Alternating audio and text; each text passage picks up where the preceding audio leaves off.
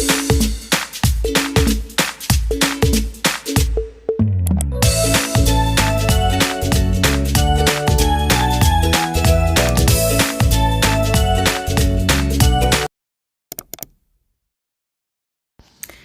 guys, a few of you inquired about how I brew my kombucha.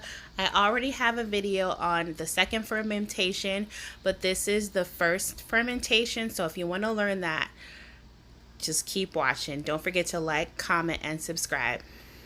So to start off, we're just gonna boil 4 cups of water.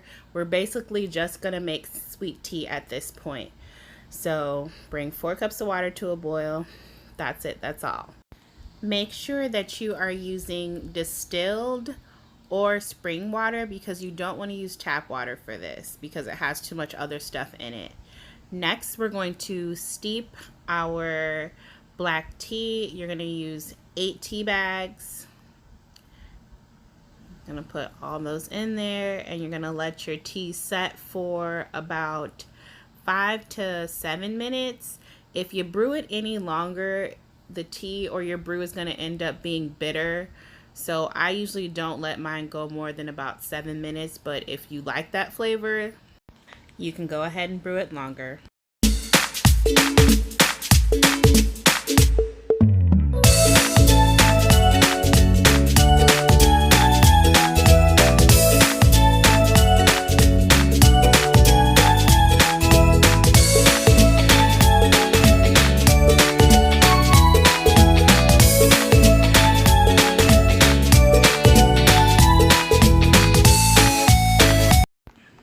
Okay, now we're gonna add our sugar in. So while it's hot, while the tea is hot, you add your sugar in so it can dissolve and be fully incorporated into your mixture. We're just gonna stir it around just to make sure all that sugar, because you don't want any to be stuck at the bottom, because you need it to be completely dissolved before you go on to the next step. And we're gonna let that oh, actually, sorry, no. We're gonna put 4 more cups of water.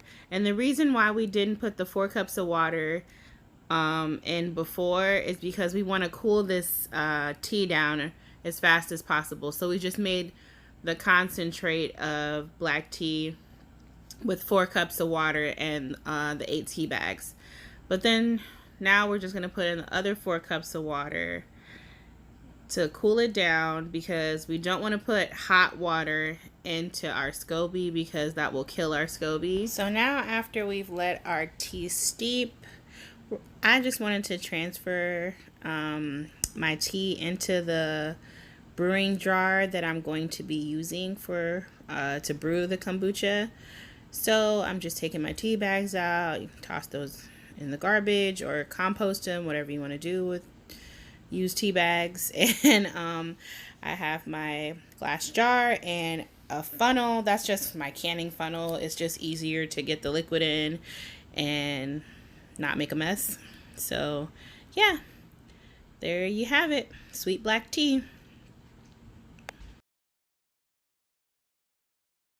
Okay guys, now we're at the fun part. We are going to take one of our SCOBYs. That's my little SCOBY hotel that I've got going since I just started brewing.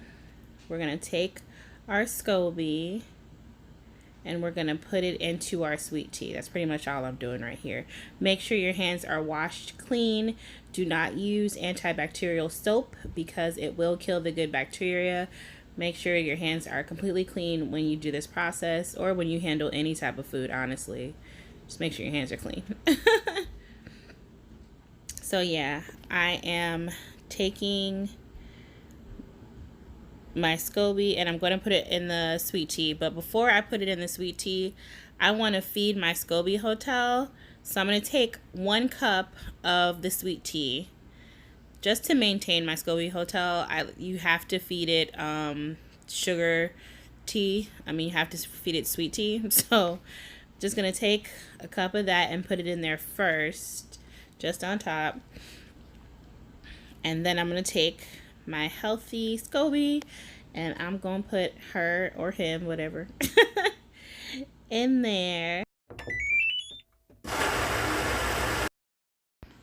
Now, usually I would just use some starter liquid out of my SCOBY hotel, but I didn't have that much liquid in there. So I'm just going to take some already just plain kombucha, store-bought plain kombucha. The brand is GT. And I'm going to add a cup into my brew.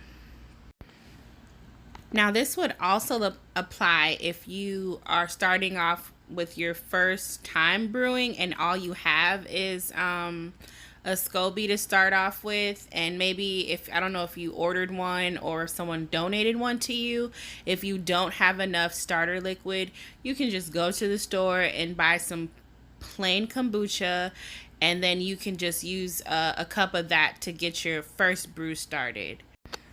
So now I'm just going to take my coffee filter. Usually I'll double up the coffee filters and put it on each one, but I just ran out. So I ordered some more and I actually switched this a day later and just put 2 coffee filters on each jar. And then you're going to cover it with a rubber band and you're going to let it set in a cool, dry place, a cool, dry, dark place. I usually put mine in, like, you see that Whole Food bags? I put it in a bag and then I put it in one of my closets, but my closet is open. You don't want to put it in a closed closet. It needs to breathe. It has to breathe in order for it to, you know, it's a living thing, so it needs to breathe.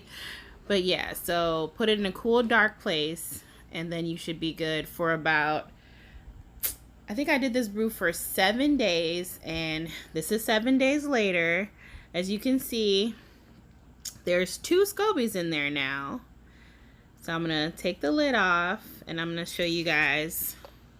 If you did everything correctly, you should have 2 SCOBYs once you're done on day 7.